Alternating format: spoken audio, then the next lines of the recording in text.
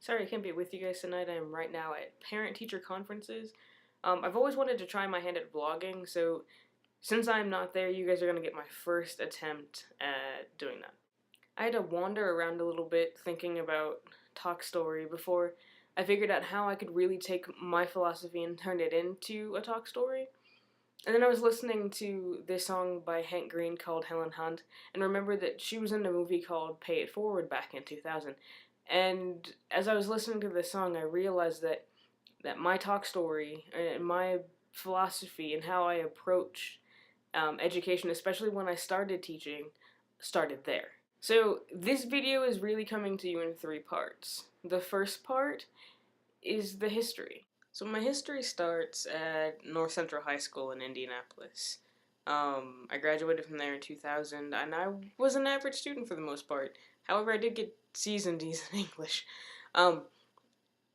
But there was one teacher my senior year who let me sit with her and talk about things or sit and do homework during my lunchtime, which was her either lunch or prep period, I'm not sure which. But there was a space that I couldn't find in the other place I hung out, which was the band room, which always full of activity and noise. And having that space and being able to talk about the things that seniors need to talk about in order to make sense of their world was how I finished out my high school year.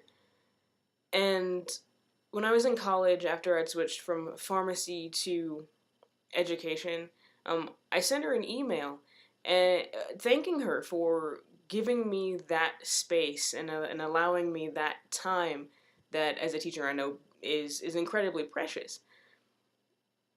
And I didn't think that telling her thank you was really enough.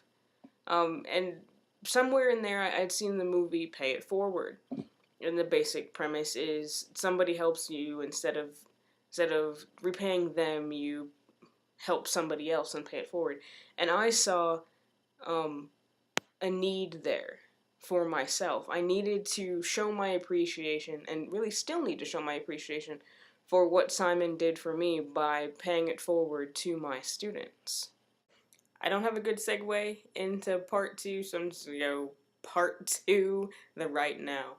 In the 7th letter, Freire talks about finding a balance between when teachers as the authority must talk to students and when teachers talk with students.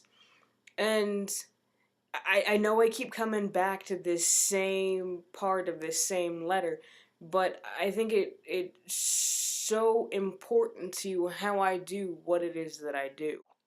As one of the reading teachers in my building, teachers often come to me and ask how it is that I get my students to do SSR every day when they can't get their students to do SSR 1 day a week. And my answer is I listen to them. They talk to me about the things going on in their lives and the things that they're interested in, and they talk to each other, and I overhear, and then I take that information and I make book recommendations based on what I know about each individual kid. And that's really how I get the buy-in and how I get them to accomplish what we need to accomplish as members of the Reading Room 211 community and as readers. Okay, I just realized I have about a minute left, so I'm going to start talking a whole lot faster to get all this in. A phenomenon that I encountered when I moved out here that I don't remember encountering in my own schooling is what Dewey calls "is this right?", where the students will, instead of having confidence in their own learning, check with the teacher to find out whether or not their answers are right before they submit an assignment. One of the main reasons that I give my students for becoming good readers and taking my class seriously is so that, 1, they can think for themselves, and 2, people won't take advantage of them. With the surplus of literacy opportunities and the ubiquity of digital media, this is especially important. Okay, finally part 3, the where do I want to go. I want to concentrate further on the building of community and what that means in the context of my literacy environment.